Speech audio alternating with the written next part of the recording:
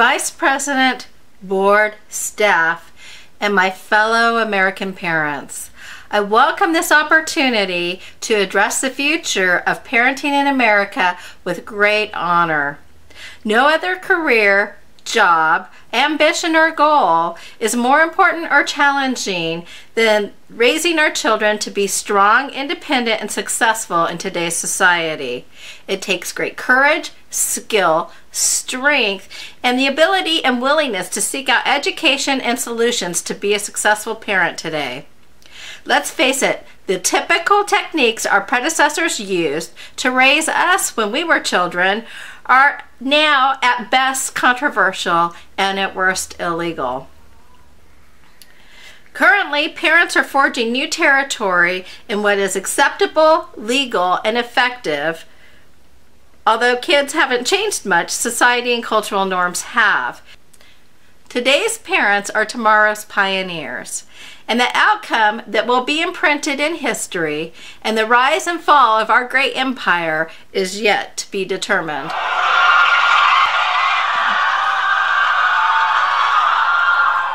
While preparing for this moment, I have reflected on all we have been through in America in the last several years, especially in the last 12 months. I have reflected on the direction America seems to be heading as a culture, and I have reflected on where we have failed our communities, especially where we have failed our children, and torn down our greatness of our own legacy. I have reflected on the horrors that have seemed to be a part of our daily, weekly, or monthly lives, and I have significantly noticed the tearing apart of the value of success. I am greatly concerned about the messages we are giving our children and about the future America is currently destined to offer those we make so many promises to. Will the promises we make as parents about a bright future based on great choices come to fruition or be broken and taken away?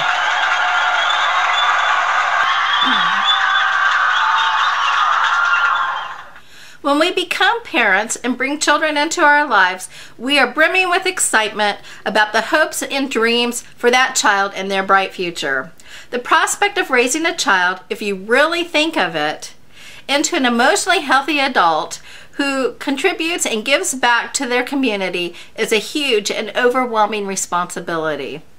If we broke down each day, each moment on a skateboard, each moment on a bicycle, each moment simply walking out the door, there are so many things that can go wrong. It's a wonder that parents feel comfortable letting their children leave the crib, even for a moment. But gradually, we allow our children to experience the world and become reactive in our parenting as we deal with the day-to-day challenges and pressures.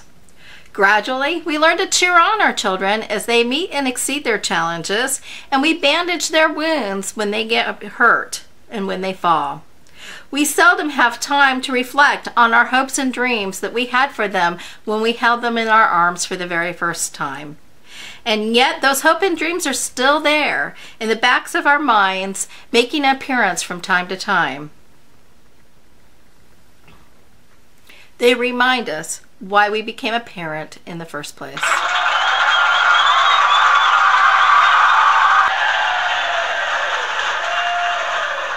There are several immediate challenges in America today that affect the ability of American parents to fulfill the responsibilities and meet the needs of their children.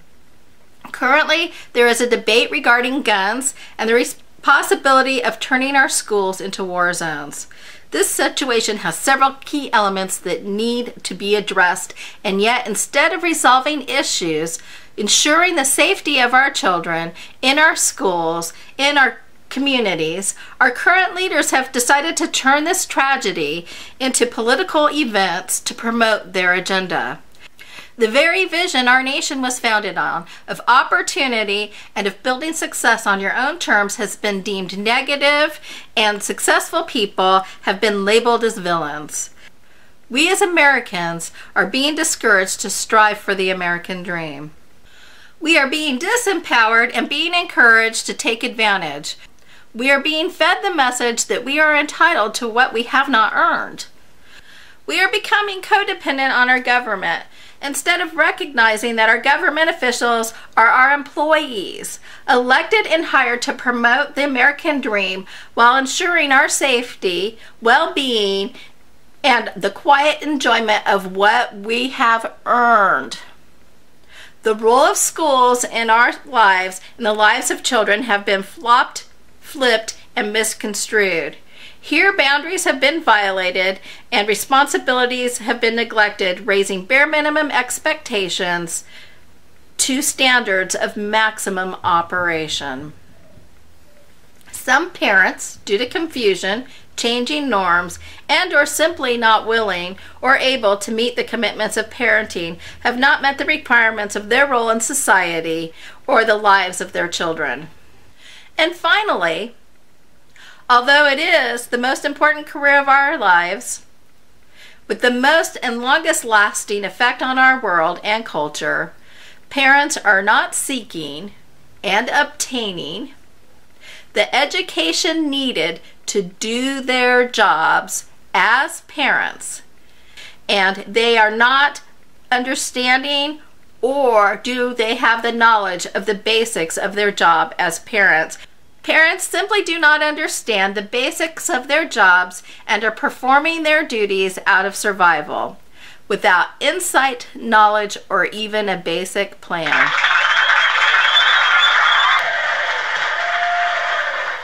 Parenting is a huge responsibility, not to be taken lightly or for granted. And yet, every day, many American parents walk out their door, leaving their children unsupervised. American parents are overwhelmed with their responsibilities, from producing an income and to putting food on the table, to creating an image that everything in their lives is going great, even when many times it is not. In many instances, addictions and personal gratification get in the way of parents choosing to fulfill the commitment they made when they chose to become a parent in the first place. Many moms choose to drink while their children are in their care. Others abuse drugs, and yet others still are compulsive shoppers, leaving their children at home alone and not meeting their needs. Grown adults are becoming less and less mature and capable of being a parent, while telling themselves they do not have a choice, when they do have a choice.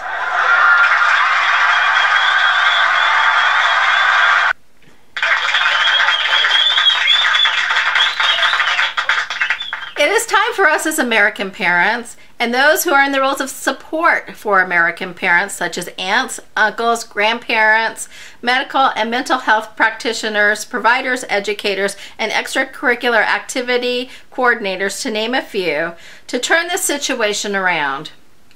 We need to make those who sacrifice to create our great nation, and those who make the ultimate sacrifice now, proud of what we have and where we are going as Americans. Never has America been so fractured, and it is time that we come together as a great nation, get off our collective behinds, quit waiting for our futures to be given to us, and step up to change the course we are currently on. We, as individuals, need to take control of our own lives, our own choices, and our own destiny. We need to show courage and collect our strength that we have recently let diminish, and build up what we have let deteriorate. We need to show the world, our government, and especially our children, what we are made of, what is appropriate and what we're willing to accept. That level of acceptance should define a new and higher level of excellence. Anything else will indicate a move backward in our own human evolution.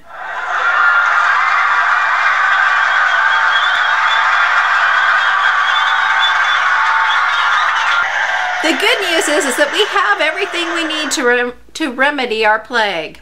We have abundant opportunities for education.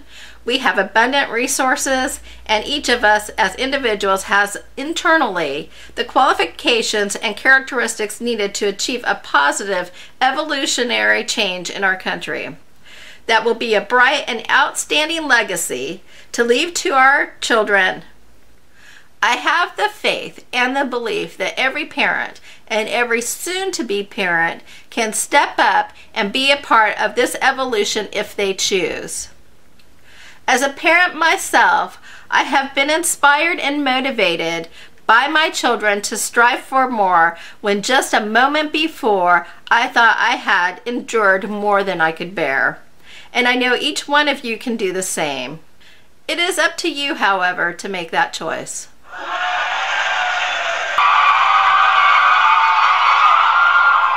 So my question to you right now is, are you willing to turn our current direction of demise around into a positive and strong lasting growth and ever-evolving world that you are proud to see your children step up and take the helm in?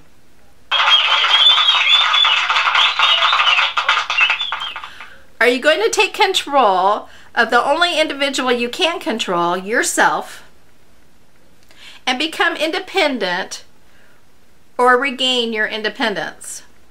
Are you willing to show strength and courage as we take the tough actions and choices necessary to get us back on track as a country? Are you willing to get the education you need to become a skilled, knowledgeable, and proactive parent?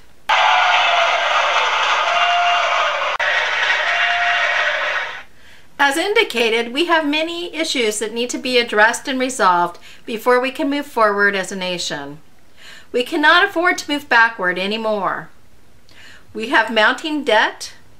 We are participating in wars in other nations. And we are infringing on the rights and liberties of others, and that needs to change starting today.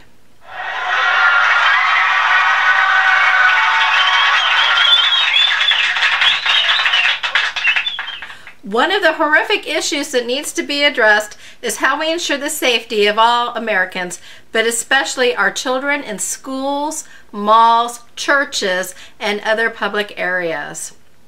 The shootings that have become more prevalent must stop. When I think of the children of Sandy Hook and what they have endured, I am angered and disgusted.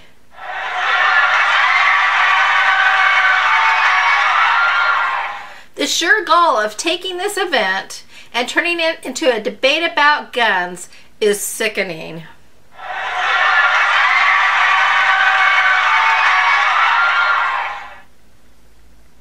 The issue here isn't about guns, it's about a community failing to meet the needs of a mentally ill individual. Guns have become the easy target of blame when those who didn't act regarding the mentally ill wish to shirk responsibility. Guns are a tool, nothing more.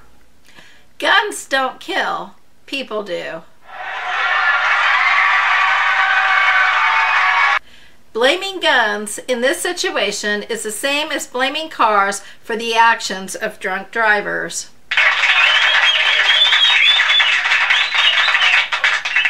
While I'm not in favor of guns being kept in homes with children, I am not in favor of infringing on the rights of others to make their own choices here. The remedies to Sandy Hook type events that have been explored in the media are tighter gun laws, arming teachers, and having armed security guards in the schools. This in effect will change our schools into war zones and possibly put our children at greater risk. You cannot solve problems by trying to become the bigger bully. You solve problems by looking at the root of the problem. We remove weeds by roots, not leaves. In the Sandy Hook incident, the shooter was a young adult with a long history of odd behavior. In fact, in all the shootings, the shooter was someone with mental health issues that others ignored or didn't know how to help. In one case, a mental health professional reported to their supervisors that they had concerns regarding the possible risk factors of their patient, who later was someone who was a shooter at a recent event. The person in question discontinued services, and therefore the person treating the shooter and their organization were not liable for not following through regarding their concerns. I do not think that those who suffered at the hands of this individual were relieved or otherwise happier about their wounds or losses because the professionals involved were not liable. The lack of liability did not bring a lost loved one back to life or heal any wounds. This was a failure of our mental health care system, and this system needs to be improved. Without putting blame on the individuals involved in the Sandy Hook incident, we should look at the elements that led up to the event. A mother who was divorced and struggling had a young adult son with obvious mental health concerns. She kept quiet about these unmet needs, and it is unclear to me if she sought help and didn't find it, or if she was trying to cope day to day, denying the issue. This mother went out and bought several guns a few years ago and took her sons to a gun range and taught them how to shoot. It would seem to me that when you know you have a son with mental health concerns, buying guns and having them in your home is a bad choice and brings into question the mother's mental health as well. Or at least, if the concerns about the son's mental health had become clear after the guns were purchased, then the guns should have been removed from the home. This young man also had a father who hadn't seen the son in about a year. Why didn't the father address the concerns about the mental health issues of the son?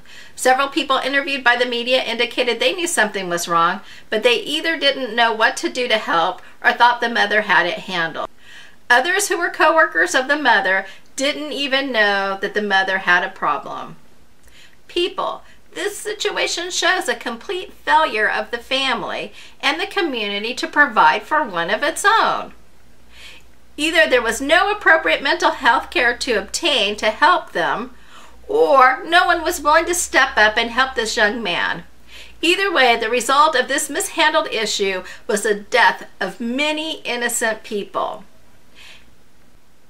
And significantly, a large group of children who had no ability to help, but in the same situation may have not gotten help themselves. Mental health issues include addictions. And yet, some of our states have voted to legalize marijuana.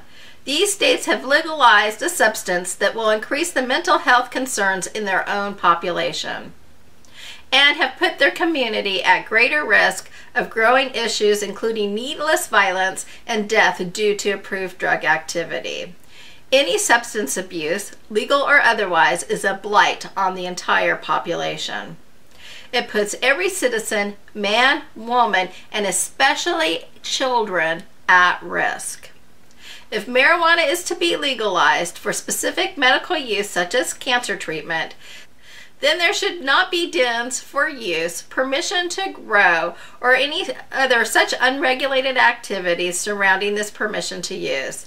Medical marijuana, just like any other prescribed medication, should be prescribed based on scientific studies and research for very specific treatments, and it should be prescribed by a doctor treating such issues.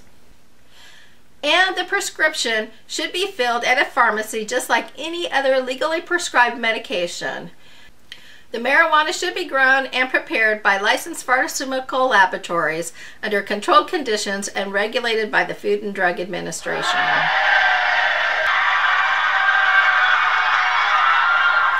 Any other distribution methods should be deemed illegal and handled by law enforcement agencies to crack down on them just as before.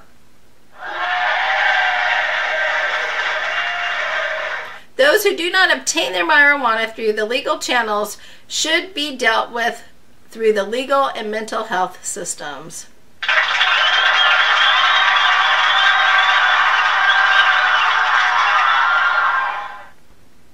Another issue regarding schools is the breakdown of the quality of the education provided. For years there have been ongoing debates about how to measure the quality of education and the quality of learning. Each state has its own standards, and the grading systems presented to parents do not inform them as to how well their children are doing in school based on any quality standard. I personally have experienced teachers presenting grades for my children that do not have anything to do with the achievement in the classroom, but personal feeling for the child, and they have stated that. And this has happened within the last 12 months. No parent in the United States currently knows how their child is doing compared to other children of their age across America. No testing presents that information, and neither does the grading system. In healthcare, we know how our children are developing compared to other children the same age due to standardized growth charts. And the same information should be provided to parents regarding their child for intellectual development. And this is what the education system should provide, along with a quality education for each and every child. We cannot do this with each state designing their own standards and each district, school, classroom, and teacher picking and choosing what they are willing to teach based on their own personal preferences, and a test limited to measuring the abilities of students in their own state. We need a national standard for education and measurements to compare the children so parents can be fully informed as to how their children are doing intellectually through education.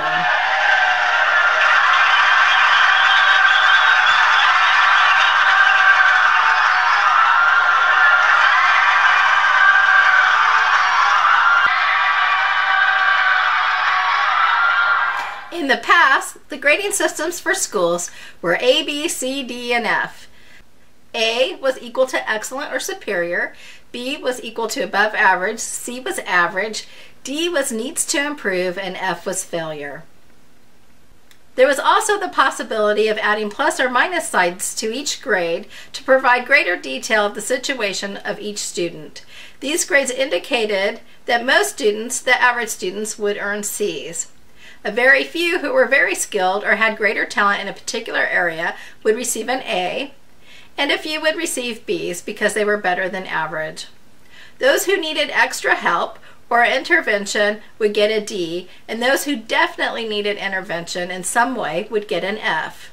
The point being that C's were expected and acceptable.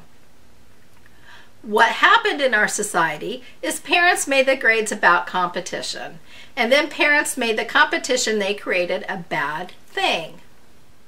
Pressure was put on the school systems to change the criteria so that every student could be an A student, and soon every parent expected their child to have A's, or it was the teacher's fault.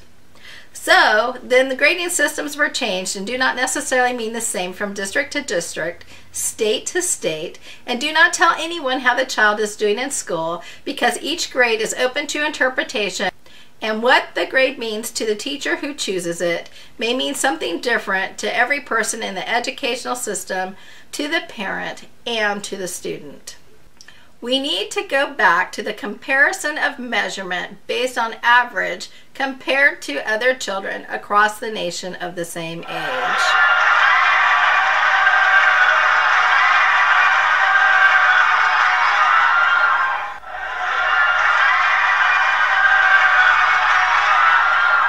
To do this, we need to go back to letter grades. We also need national standards. To have an accurate measurement system, we need to use the same curriculum and the same testing. As a nation, we need a nationalized curriculum. I have seen firsthand how the need to entertain the child so they pay attention and therefore learn diminishes with the appropriate curriculum.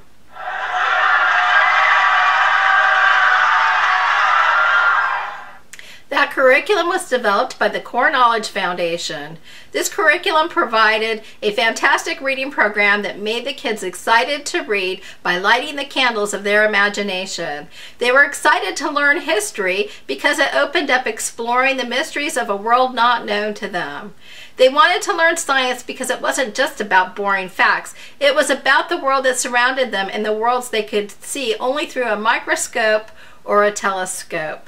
Math became understandable because it not only was applied to real life, but because it helped them to get where they wanted to go. We don't have to entertain our children to get them to be willing to learn. We just need to open up the world for them to explore through words, pictures, and hands-on activities.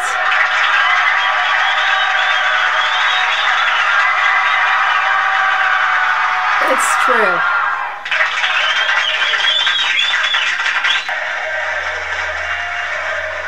We also need to divide our children's day into appropriate lengths of time of physical activity and inactivity.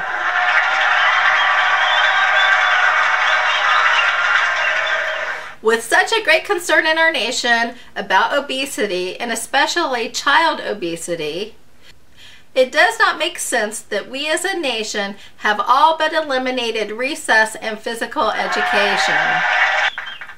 Given the appropriate amounts of physical activity, many students diagnosed with AD and ADHD could most likely be taken off of medication. And the behavioral issues in the schools could be greatly diminished.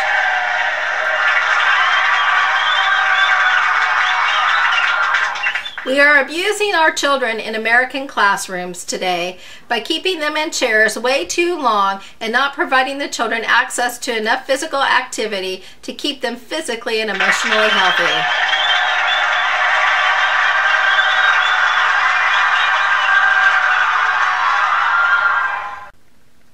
In America today, with some institutions, our interactions with them have shown a violation of boundaries and a reversal of expectations of roles. One such institution is one that we've been talking about, is the American public school system. The public school system is for obtaining and providing our children a good foundational basic education.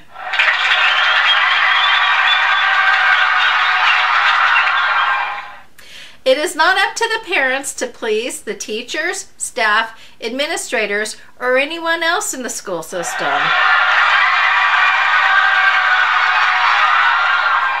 Nor is it the role of parents to serve the staff.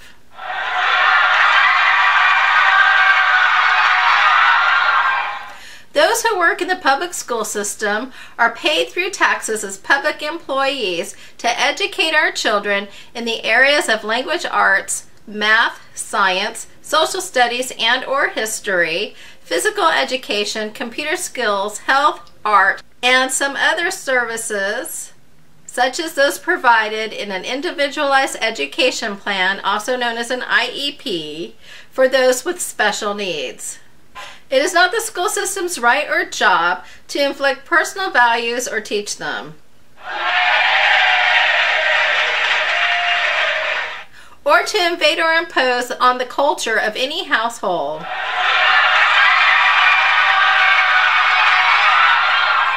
Parents should not be placed in the role of teaching their children when the teachers have not performed their duties. Homework should be for further research and to reflect obtained skills for older children, such as high school students, and for further practice of skills already learned for mastery purposes for younger children.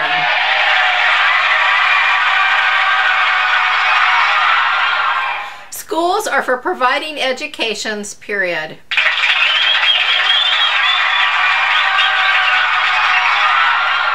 On the budgets, we give them, period.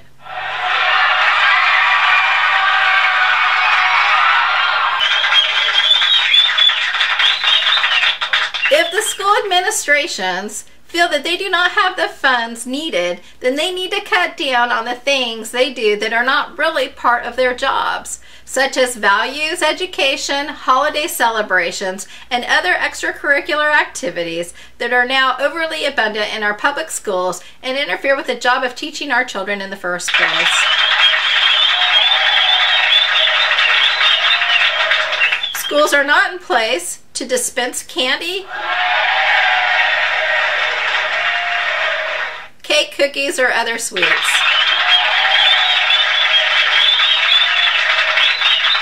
Schools are not there to promote the community businesses. The job of schools is to teach our children and they should be pleasing the parents with how well they do their jobs and not be creating situations where parents are expected or feel pressured to please them.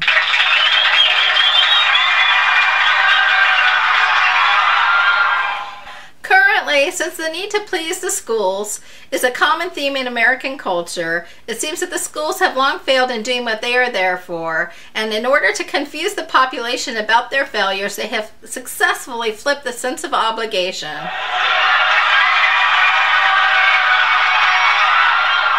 I am clearly informing American school officials that the cat is out of the bag. We are on to you. We are informed, and you are on notice to do your jobs, which is to educate our children, or you may be replaced by someone who is willing to meet our expectations as parents.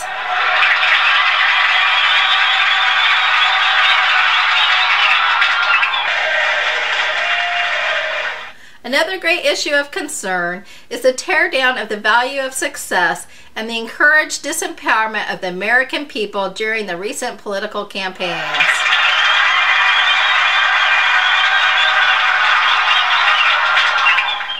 Success is not a bad thing.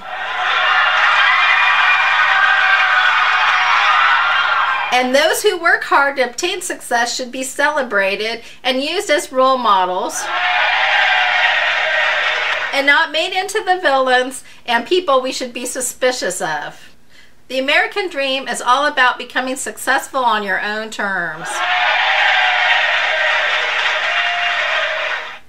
And the attempts to make the American people believe that they cannot achieve the American dream should be considered treason.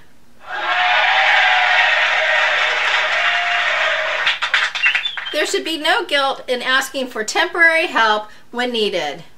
We have suffered a setback, or we have had a tragic occurrence or illness that takes away our ability to work. But temporary is the key word here. Acknowledging that long-term illness that keeps us from working or caring for ourselves and our family are different than becoming codependent on government programs or disempowered.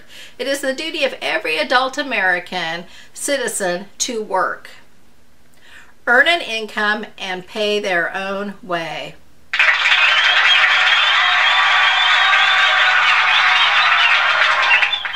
I also want to acknowledge that those who raise children and are otherwise serving their families in their own households are working, and it is up to the individuals involved to make the decisions if that situation is possible in their own home.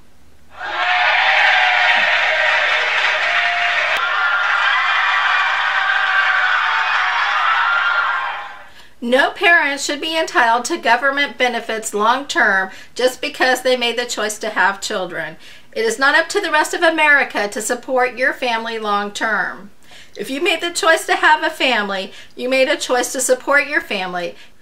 It is not the job of the American people to provide for others unwilling to earn a living or a lifestyle.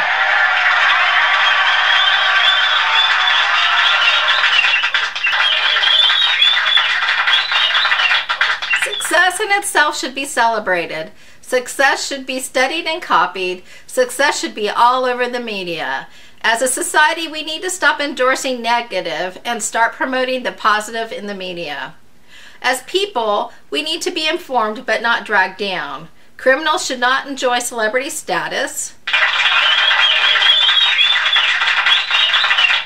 This encourages our children to idolize the wrong types of people making the wrong choices. News regarding criminals and their trials should be kept to a minimum to avoid giving them too much notoriety. News of the successful, those who are generous and give to others, and those who would make a positive difference in this world should be the focus of the news. Each positive achievement and or donation or next level of success should be illustrated, celebrated, and cheered in the media. These stories of inspiration should be used to help Each individual, but especially children, become motivated to do more, be more, and give more. Encouraging our population to stretch and grow ourselves to help our nation grow and evolve to be an even greater nation.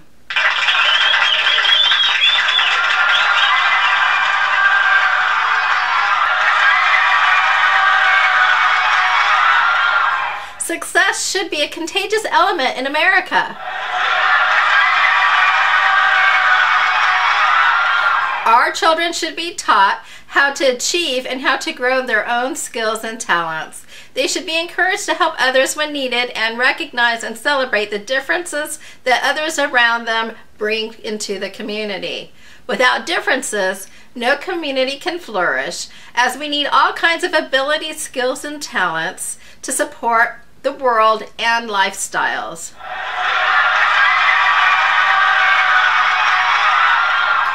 We need those who are skilled in all kinds of things, providing all kinds of services. We need the vast array of skills of all kinds of professionals. It is time we start appreciating people for who they are when they are at their best, and stop trying to make people fit into certain molds, and when they don't, stop disempowering them. Our children need to learn that lesson, so when it's their turn to lead, they will be greater and wiser leaders. I am personally in favor of success replacing the flu.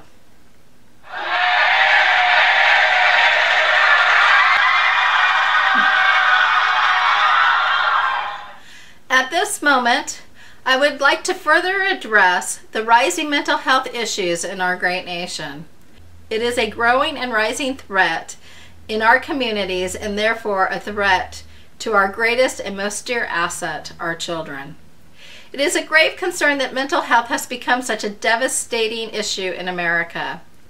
We have great and wonderful medical facilities, fantastic educational opportunities, and abundant opportunities to make our own choices and to be our own person, to choose authentically and to be congruent. And yet mental health issues and their very negative effect is an infliction on our country, and we need to neutralize the hazard it places on our communities now. The solution to this issue is to reach for excellence in providing access and treatment of mental health concerns. Currently, and in the past, the access and treatment available has been very limited due to lacking insurance coverage and limited focus of practices providing services. Many times, the basic goal of the practices, mainly due to pressure provided by insurance carriers, was to help the patient set some goals and see some minimal progress toward the goals before discontinuing services. Services need to change, working toward diagnosis, treatment plan, and cure, which up until now, even though criteria is written, was withheld from many seeking solutions for their concerns regarding mental health. As stated before, addiction is a mental health issue. In my opinion, as a foster adopt parent who has parented many children who were drug and alcohol exposed during gestation, I believe that any parent who abuses substances does not have the ability to parent appropriately, and therefore should not have the right to parent any child while continuing abuse of any substance, drugs, or alcohol.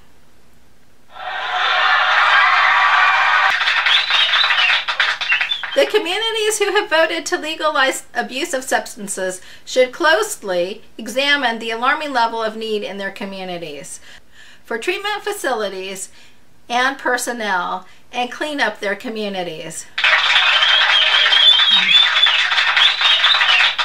For no one would vote to legalize marijuana in their community if they were of sound mind and body.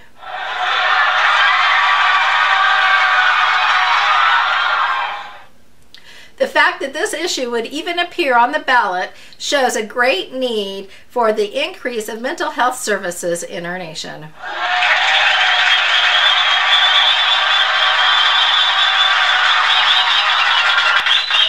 So what is the solution to this issue? increase in access, increase in completed treatment, increase in after-treatment follow-up, and updated policies and training and reporting at-risk patients so that no one is at risk to self and others and no one falls through the cracks. We need to have telephone hotlines set up for people to call for help and referral. We as private citizens need to come forward, and when we see that someone is a concern, we need to let our community leaders know so that the person in question can get help. We need to put integrity before image. I will say that again. We need to put integrity before image and stop putting image before integrity. Families need to take responsibility for their family members and make sure if help is needed, help is obtained. Now listen up, parents, because I'm serious about what I'm going to say next. Many parents in our great nation are failing their own children. I am talking about refusing or failing to step up and be responsible for and to the commitment that parenting takes. Parenting is not about convenience. Sometimes it's not fun, can be tough, can be tiring, confusing, and even sometimes hurts. You cannot be selfish, entitled, or constantly put yourself first and be a good parent.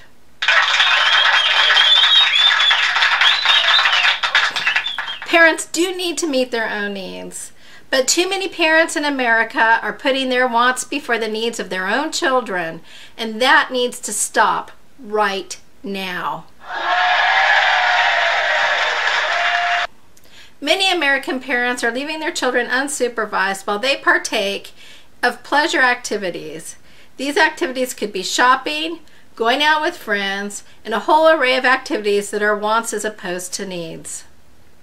I am not talking about the parent who uses the services of a qualified babysitter while they take a much-needed break. I'm talking about parents who are so selfish and self-involved that they would either not recognize that I'm talking about them right now or would be feeling uncomfortable and defensive right now.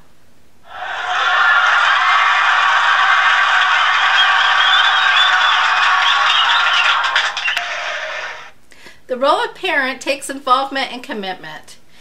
It means you need to be present both physically and mentally for your children. You may be a parent, but you are not parenting your children when you leave them at home to raise themselves. In many communities, this is an ignored crime, but it should be a crime that is taken seriously. A few years ago, I was taken aback by a social studies lesson one of my daughters had about the benefits of electricity. In the lesson, it showed that before electricity, families gathered in one room by candlelight or by the fireplace to do chores, to read together, play games, and spend time together. Then the lesson showed their version of a modern family. And thanks to electricity, the dad was in one room listening to the radio and reading the newspaper. The mom was in another room using tools and supplies to scrapbook. The daughter was in another room chatting on her cell phone, and the son was in yet another room playing video games and watching television. This family was separated and disconnected. I'm proud to say that this lesson and the images it portrayed did not reflect my family. We spend most of our time together. I do not think that it is a benefit of electricity that a family spends no time together and becomes fractured. Families need to spend time together. You may be wanting to shop or enjoy some other activity free of your kids, but for most families, raising kids is a small period of time in your life, and when your kids are grown, you will have time for other things. Make time for your kids in your life while your kids are still kids.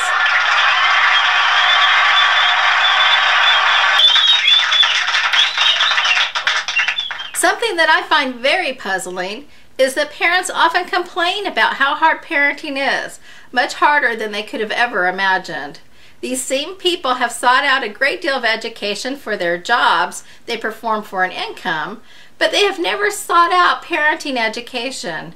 In talking, these parents do indicate that parenting is much more important to them than their jobs, and that the outcome is much more important, but they feel they shouldn't have to gain education on how to be a parent. For many, it was because they feel that for generations, or since the beginning of mankind, parents have been raising children without a formal education in doing so. They seem to feel if they seek out parenting education, they feel foolish or less capable than their parents and grandparents. What these parents don't understand or acknowledge is that previous generations of parents had their parents and their communities to rely on. They had support and help in raising their kids, much more support than most parents have these days. Parents of the past also didn't have the standards of parenting that are now part of the American culture.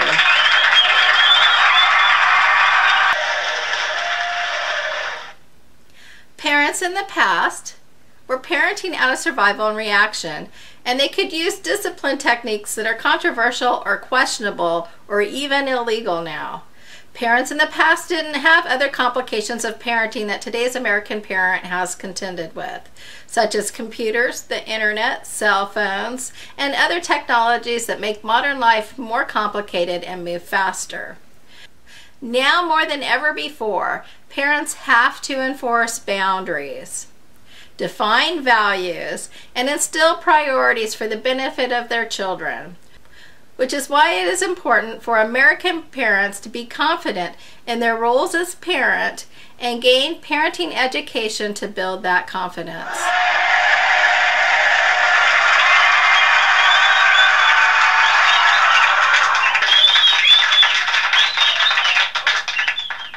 America and the parents of America have some hefty issues on their shoulders at this time. We have many issues to resolve and many courses to correct because we are at a crossroads to our future. The decisions we make right now are paramount in importance and will determine our future or demise as a nation. We can no longer be passive in our stance, and as parents, we have more at stake than other citizens of this country.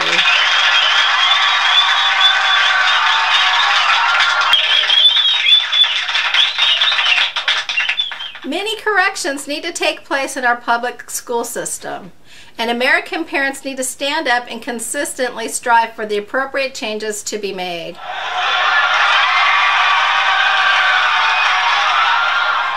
We should not allow our children to be surrounded by weapons, which violates their sense of security by creating an atmosphere of fear. We need for the educational standards to be national standards so we know where our children stand in regards to intellectual growth compared to their peers across the nation.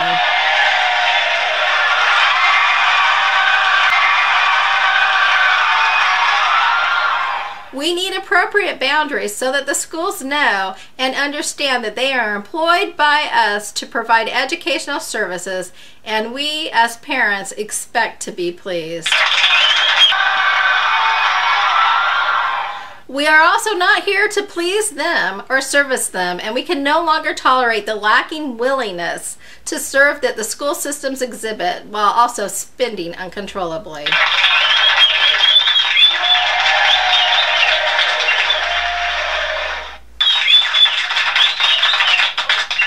We as parents need to illuminate the value of success in the eyes of our children. We need to limit or eliminate showcasing of criminals so that our children do not start to idolize negative notoriety. We also need to teach our children how to be independent, for that is our complete job description, to teach our children to be independent. We need to teach our children to be self-reliant and to be critical thinkers. We as American parents need to seek help when needed, including mental health services.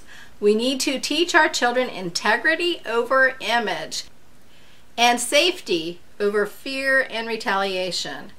We need to teach our children well and let them lead us into the future.